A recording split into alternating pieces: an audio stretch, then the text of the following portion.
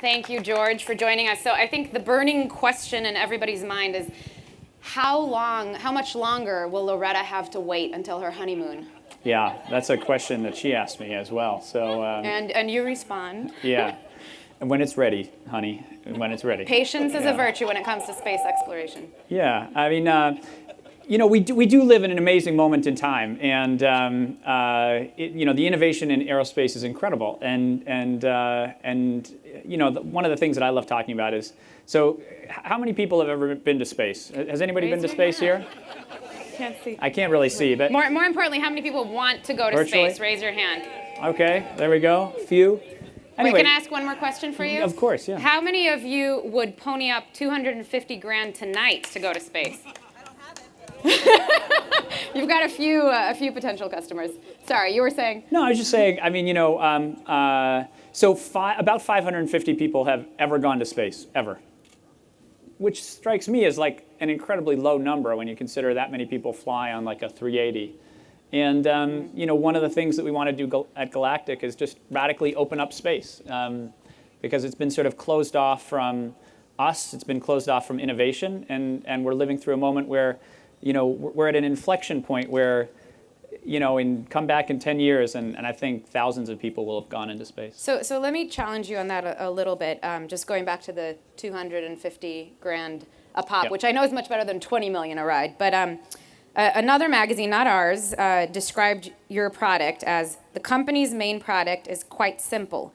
It is essentially the experience of 5 minutes weightlessness for a handful of rich people. You have said that you want to democratize space. So explain to us how this is not just a joyride for the rich. Sure. So, I mean, the first rides across the Atlantic Ocean were about $85,000 to $90,000 in adjusted money. So these things often start off expensive, and there's no question that $200,000 or $250,000 is expensive. There's no question. But you have to sort of start out, you establish the product, and then that price comes down. And now you can buy a ticket across the Atlantic for $500. Now, that's not going to happen overnight when it comes to space. But the idea of starting is what's exciting. And right now, it's actually worse than $20 million. So the Russians charge NASA 70. I was just at NASA before I took this job. The Russians charged NASA $70 million to go to the International Space Station. And so a $250,000 ticket is, a couple hundred times cheaper. And that's exactly the kind of innovation that we're seeing in space, where you see 10 or 100 times cheaper or better going on. And where will that lead? That'll lead to, soon enough, it'll be 1,000 times cheaper. It'll be 10,000 times cheaper. And that's when many more people will be able to experience it. And you've had over 700 people who have signed up now? Yep, is that 700, right? Yeah. Okay. You have a whole another side of the business, which is not just sending people up into space someday, but also sending mini satellites, right? Small satellites. So can you explain what that part of the business, what you're planning on doing there? Yeah, so we really have two businesses. We have sort of a side that's focused on human spaceflight and a side that's focused on small satellites. We think small satellites are a really exciting part of the market. If you look at the statistics, it's a part of the market that's actually growing right now. So there are these new constellations of small satellites that are going to be doing amazing things in remote sensing, navigation, communications, all these other applications, and they don't have a dedicated ride to space. Mm-hmm. So they often have to ride as a secondary payload, or they have to pay expensive fees. And so what we're going to be doing is creating a ride that sort of they can go when they want to go, and at an affordable price. What's talk about just the overall philosophy when you look at these two businesses? Your newest spacecraft is called Unity, and you have this. You talk about the epiphany that a lot of people who have been to space have. So explain the philosophy. Well, I think you wouldn't know it on a cloudy night like tonight, but I think we called this under the conversation under the stars, and so sorry the weather did not cooperate. We're still under the stars, damn it. They're just hidden. They're just a bit up there. Anyway, I mean, I really think that it's so inspiring to be at this conference, because I mean, you all are doing such important work, solving the biggest challenges of our time, and I think that. What is the we were talking about emergent phenomenon, and what is the thing that's going to help us? By the way. It's, I mean, I'm not an expert in emergent phenomenon, but sort of things that occur out of other things that sometimes aren't necessarily expected. But what is the thing that's going to help us as a species solve some of our biggest challenges? And I think one of those things is having a global perspective, or what I like to call a planetary perspective.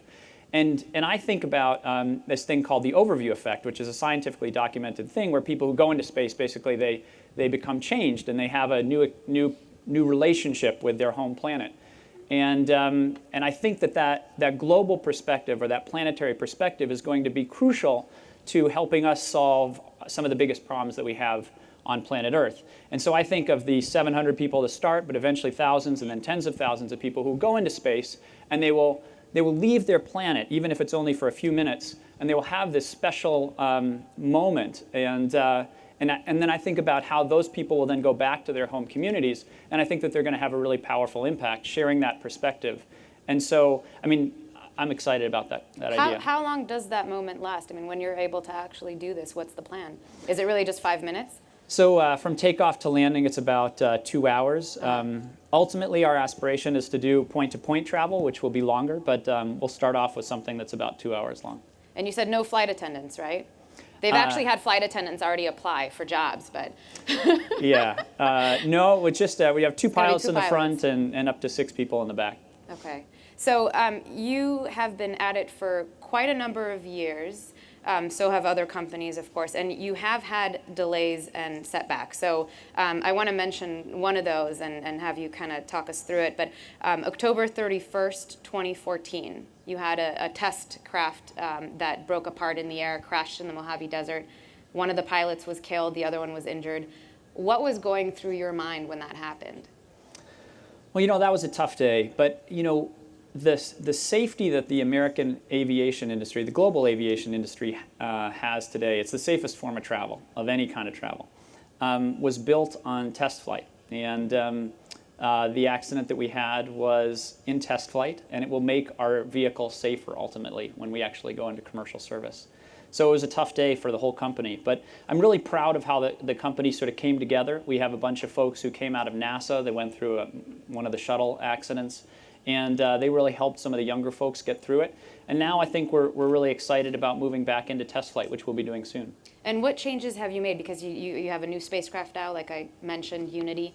What changes have been made on that craft? And also I understand that you actually took the manufacturing in-house where it used to be outsourced. Yeah, so the major change that we've done is we've made sure that the thing that happened, which was like the pilot did something that he shouldn't have done, can't be done in normal flight. Mm-hmm. But more broadly, what we've done is we were using a contractor to build and to test fly the vehicles. And what we've done is we've essentially brought all that in-house. So we're now building the vehicles, and we're going to test fly the vehicles, and then we're going to commercially operate the vehicles. What do you think is the role of regulation in your sector? Because in Silicon Valley, the take is always, regulation stands in the way of innovation, but some regulation is there for safety reasons, right? So where do you think things stand today with regulation? You have to strike the right balance, I think. Mm-hmm. I mean, if we impose sort of the rules that are around commercial aviation on spaceflight at this moment, I'm not sure spaceflight would get off the ground. But at the same time, we have to be safe enough that we have to have a commercially viable industry. So I think there's got to be a balance between those two things. Okay, I want to go to all of you. I can't really see you guys because I'm blinded, but I do want to take a couple of questions from the audience. So just raise your hand. There's somebody walking around with a microphone. I think there's somebody up here. See, like I said, I can't see anything. My name's Lisa Ann Pinkerton with Women in Clean Tech and Sustainability. We know that the environmental movement sort of coincided with the first space travel, and I'm curious to hear from you, what impact do you think that more commercial space travel will have on the psyche of the populace in terms of saving this beautiful planet? Well, I mean, we definitely live on the best planet in our solar system. I know this. From experience?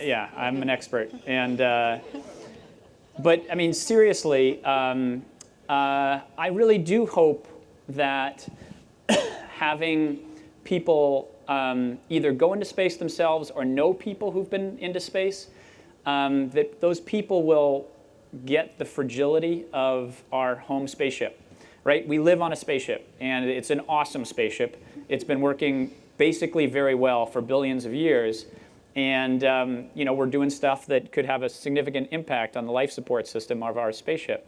And I think that's like the thing that I want to be yelling at elementary school students, to get. And I think having leaders and amazing people from around the world experience that in a really deep way, I hope will help that in a bit, because I do think it's arguably the crucial intellectual construct that we need to face some of these big challenges. Yelling at kids is always inspirational. It's what I do with my children. Yeah. It seems to be working so far. So. We have a question over here. Mike Hart with Sierra Energy. I'm a NASA alumni, Code Z, Dr. Clearwater, the Mars mission and such. But by the way, we're the ones who burst the bubble on the fact that sex in space has already happened. Sorry. We'll leave it at that. Yeah.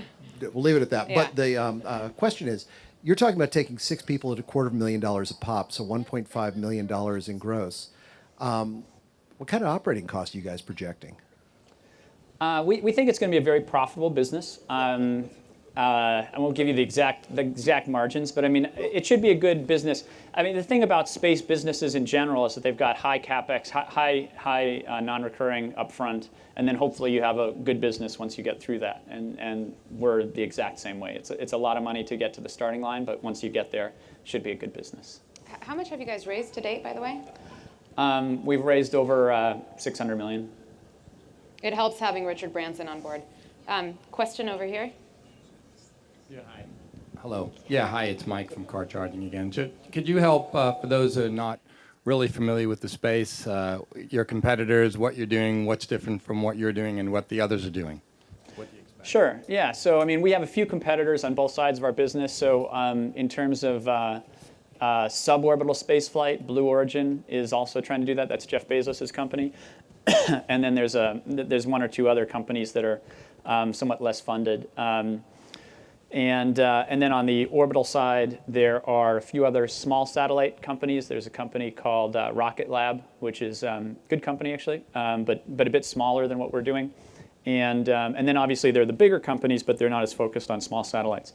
And what we are really focused on is air launch. So both of our vehicles are air launched, which means that we take a carrier aircraft and it takes up the space vehicle and then releases that space vehicle from altitude, and then that goes up. And that offers two different benefits depending on what business you're talking about. So for the spaceflight vehicle, that offers safety benefits.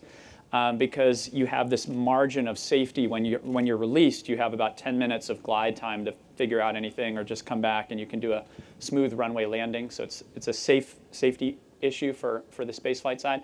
And then for the small satellite side, it's basically a convenience thing. So you can, right now at the national ranges, there's sort of an order in which you launch, and there can be a line. And if there's a national security payload in front of you, you might have to wait a couple months or 3 months or more.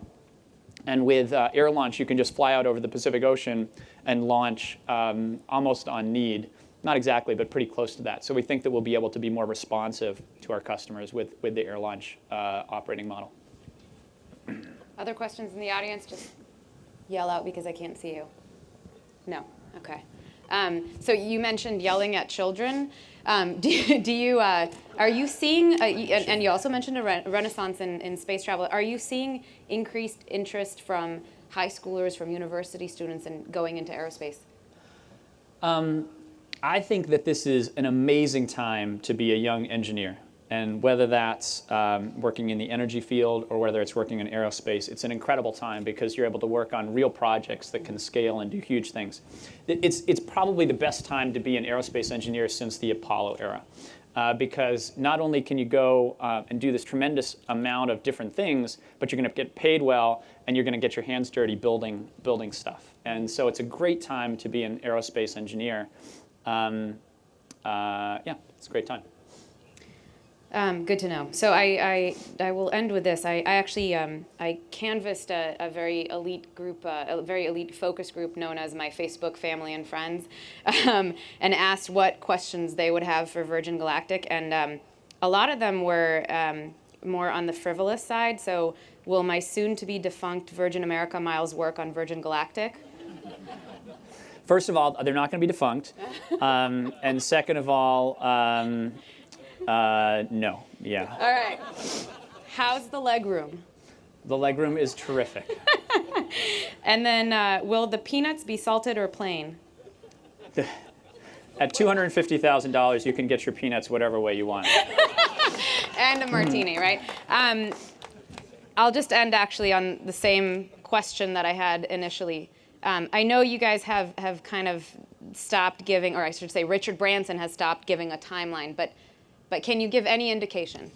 Well, we're about to start test flying our next spaceship, VSS Unity, and that process will take as long as it needs to take because we're going to take the time we need to get it to be a safe vehicle.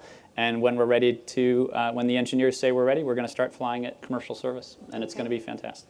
Great. Well, if you want to buy a ticket, come see George. I think you're sticking around, right? Yep, All discounts for everybody. So. It comes with your Brainstorm E registration. registration.